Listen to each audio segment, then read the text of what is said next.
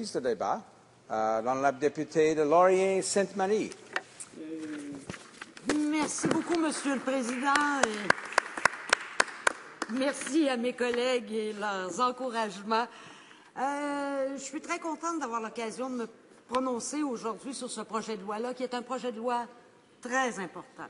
Et je voudrais commencer par quelques principes et par dire que je suis d'accord, moi, qu'il faut un appareil judiciaire efficace afin de déporter les criminels sérieux qui ne sont pas des citoyens canadiens. Ça, je pense que c'est un principe, Monsieur le Président, sur lequel tout le monde est d'accord. Je pense que nous sommes d'accord, nos voisins d'en face sont d'accord, nos voisins libéraux d'à côté le sont également. Il n'y a personne qui s'ostine là-dessus, si on peut me permettre l'expression. Un autre point sur lequel je pense à peu près tout le monde est d'accord, du moins je l'espère, c'est qu'il faut le faire, mais il faut le faire d'une manière qui soit équitable, qui soit humaine, qui soit juste et qui soit intelligente. Et c'est là que le bas blesse, Monsieur le Président. Je vais vous donner juste quelques exemples. Parle d'équité.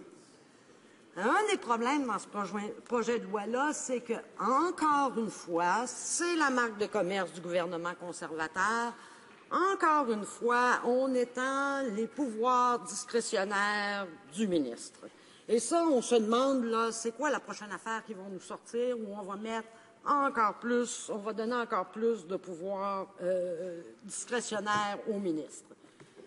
Je ne reviendrai pas sur les détails de ces mesures-là, parce que plusieurs de mes collègues en ont parlé plus tôt, mais le vrai problème, c'est cette tendance fondamentale-là à donner plus de pouvoir discrétionnaire au ministre. On l'a vu, par exemple, sur la question de la liste des pays sécuritaires et non sécuritaires pour renvoyer les réfugiés, où le ministre s'est donné encore là plus de pouvoir discrétionnaire plutôt que de faire appel à un comité d'experts.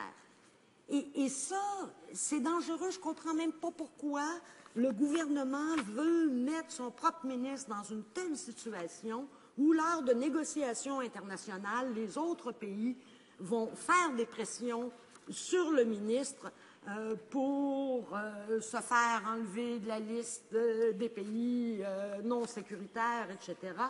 Et le ministre pourra même plus se reposer sur le fait qu'il y a un organisme indépendant qui détermine ça. Donc, toujours plus de pouvoir discrétionnaire et en même temps, parce qu'il faut toujours voir le contexte, en même temps, on donne moins de marge de manœuvre aux juges. Et ça pose un problème, parce que les pouvoirs discrétionnaires du ministre, ils s'opèrent derrière des portes closes. C'est le ministre qui décide ça. On n'a pas les détails, on n'a pas d'informations. Alors que quand un juge prend une décision, il y a de l'information publique, c'est beaucoup plus ouvert. Donc, en transportant, en donnant moins de marge de manœuvre aux juges et plus de pouvoir discrétionnaire au ministre, on affecte encore une fois, toute la transparence du processus et je crains qu'on en affecte l'équité également. Le faire de façon humaine. Écoutez, là, il n'y a pas besoin d'en parler bien longtemps. Le projet de loi tel que rédigé, selon le projet de loi tel que rédigé, le ministre n'est même plus obligé de regarder les circonstances humanitaires. Est-ce qu'on a besoin d'en dire plus? Bref, problème du côté d'un traitement humain de la question. Traitement humain de la question et du côté de la justice, de la simple justice naturelle. On enlève le droit d'appel pour des crimes de plus de 6 mois, alors qu'avant, c'était pour des crimes de plus de 2 ans. Et encore là, il faut voir ça dans son contexte plus général. D'un côté, on impose des sanctions minimales plus importantes. Les juges ne peuvent pas réduire ces sanctions-là au vu des circonstances spécifiques d'un dossier. Alors, des peines d'emprisonnement minimales plus importantes d'un côté, et de l'autre côté, on réduit de 2 ans à 6 mois la période au-delà duquel il n'y a plus de droit d'appel. Pour bien comprendre ce que ça signifie, ça, je pense qu'il faut s'arrêter et penser à des cas spécifiques. Moi, j'essaye de m'imaginer le jeune Vietnamien qui est arrivé au Canada à l'âge de 7-8 ans, qui a commencé à aller à l'école, jouer au hockey avec ses camarades, il a 19 ans, il étudie au cégep, à un moment donné, il fait une bêtise, je ne dis pas que c'est correct, mais il fait une bêtise qui, selon les nouvelles lois et selon le nouveau régime, qui n'a pas besoin d'être une énorme bêtise, il se retrouve avec 6 mois de prison. Là, il est déporté, il n'a pas le droit d'appel, il est renvoyé dans un pays où il ne connaît personne, où il n'a peut-être plus de famille, sans ses parents, et dont il ne parle à peu près plus la langue. Est-ce que c'est juste et humain de traiter les gens comme ça? J'en suis pas certaine. Manière intelligente. Encore là, je vais donner juste un exemple, et là, je vais me baser sur les commentaires de Michael Bossin, qui est un avocat d'Ottawa, qui souligne que, dans le cadre du nouveau projet de loi, un juge n'aurait plus le pouvoir discrétionnaire de tenir compte de la nature du crime et du contexte dans lequel il aurait été commis. Et ça, c'est important, mais c'est encore là, un juge n'a plus le droit de se fier à ce qu'il voit puis de juger. Et dans le contexte dans lequel il a été commis, entre autres, un juge ne pourrait pas tenir compte d'une éventuelle maladie mentale d'un réfugié ou d'un résident permanent provenant, par exemple, de pays ravagés par la guerre.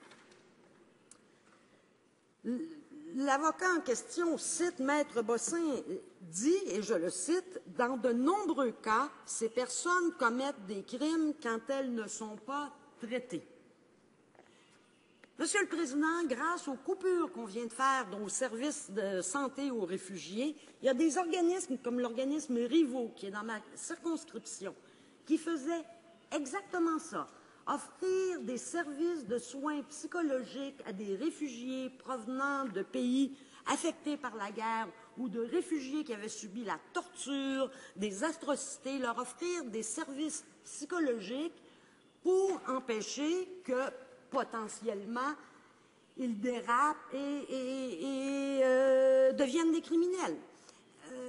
Alors là, on coupe ces services-là, c'est-à-dire que donc on empêche de faire de la prévention, et en même temps, on dit, ben si c'est pour un cas de cause mentale, de maladie mentale, on n'en tiendra pas compte. D'accord.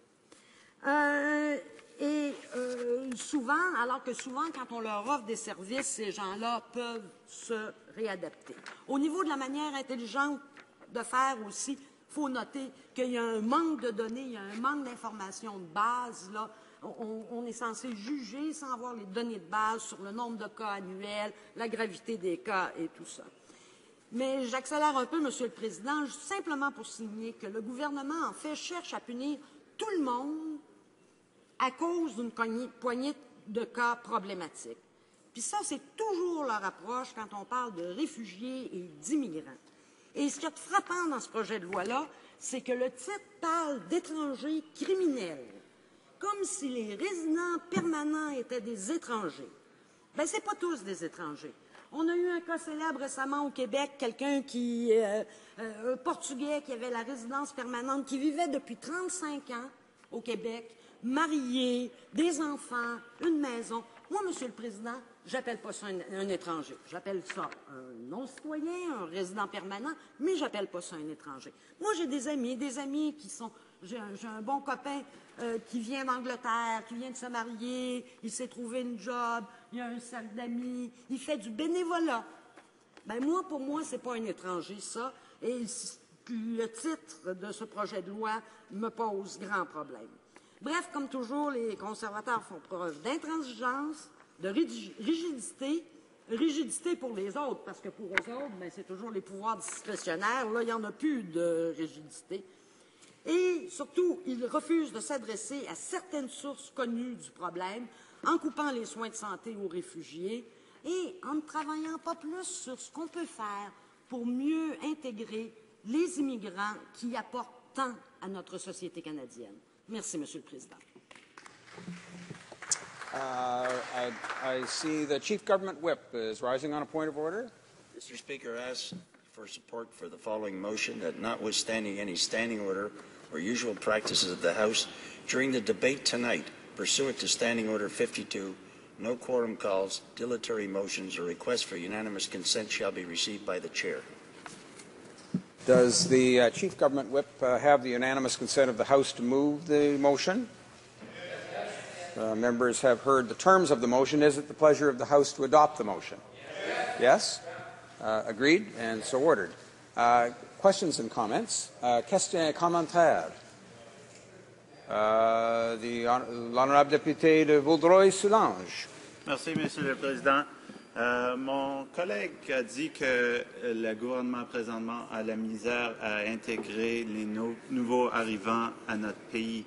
C'est quelque chose que je partage. Je constate que ça fait 6 ans que le gouvernement n'a pas pu développer un programme pour intégrer les professionnels qui viennent des autres pays. Alors, est-ce que mon collègue peut élaborer un peu sur le fait que le gouvernement n'est pas capable de faire son boulot dans ce dossier-là? La députée de Laurier-Sainte-Marie. Merci beaucoup, Monsieur le Président, et j'aimerais remercier mon collègue pour sa question parce que c'était effectivement un point très important. Et vous savez, le Canada, la plupart, la grande majorité des Canadiens, on est tous des immigrants à quelques siècles près. Ce qui a toujours fait notre force, notre vitalité, ça a été l'immigration. Cet apport de tous les coins du monde, c'est ça, notre vraie richesse. Mais là, on a un gouvernement qui réagit comme si c'était tout le temps, comme si les gens venant d'ailleurs étaient essentiellement une menace plutôt qu'être un apport. Alors, moi, je veux bien qu'on travaille sur des projets de loi comme celui-là, mais il ne faudrait pas oublier l'essentiel, effectivement, l'intégration des immigrants. Et dans ma circonscription, à Montréal, on le voit constamment, des professionnels qualifiés qui pourraient contribuer à l'économie et à la société canadienne et qui ne peuvent pas le faire parce qu'on ne se retrousse pas les manches pour trouver ensemble, avec tous les paliers de gouvernement, une solution au problème. Questions and comments. The honourable member for Oak Ridges, Markham. Thank you, Mr. Speaker. Let me just say that, of course, my parents were immigrants to Canada, and they worked very, very, very hard to help build this country. But I seem to be hearing from the NDP, and a couple of the examples that they've used have been specific to the fact that if individuals come to Canada, they choose not to get their Canadian citizenship. I think in the one example the member used, she talked about somebody who comes to Canada when they're 7 and then when they're 20, they have a difficulty or a run-in with the law. The other example was, in the previous speaker, was somebody who comes to Canada, has such an attachment to the country where he came from that he chooses not to take out citizenship, but his kids are Canadian. He gets into trouble with the law. Then he gets to be sent home. Is it the position of the New Democratic Party that the government of Canada, that the value of Canadian citizenship is so weak that the government of Canada, the people of Canada should continue to carry on their backs individuals who are not making a commitment to this country, and that those individuals who break the law should not suffer the consequences, A, of not valuing Canadian citizenship enough to take out a citizenship after many years, and B, who have, in coming to this country, have then broken our laws, should not suffer any price or consequence for breaking those laws. Is it the position of the NDP that the value of Canadian citizenship is so low that we should not have laws in place to protect Canadians from coast to coast to coast? Is that what they're saying? Honourable député de Laurier-Sainte-Marie. Thank you very much, Mr. President. I think that Canadian citizenship is worth enormously, and that's why for many years of my life I've represented Canada abroad, and very proudly done so. However, I think that the comments from my colleague tells it all when he says, should Canada carry on its back people who are not citizens? And that's the perspective of the government, and that's where they are mistaken. Because it's not people we carry on our backs. It's people who contribute to our economy, to our society, to our culture, to our diversity, and to what makes Canada. The Honourable Parliamentary Secretary to the Minister of Heritage is rising on a point of order. Just to be clear, people who break the law, people who break the law, should we?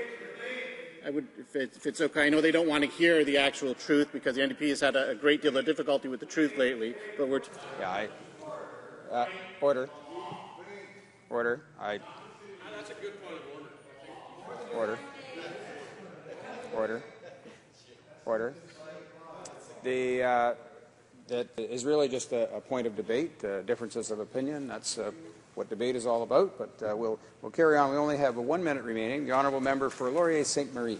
Well, I think the record will show that my colleague first spoke of people who were not taken citizenship and said, do we have to carry them on our back? And then he referred, well, can show the record. Then he referred to people breaking the law and said, shouldn't those people breaking the law pay a price? Yes, they should pay a price. If they have to go to prison, if they have to pay a fine, they should do so.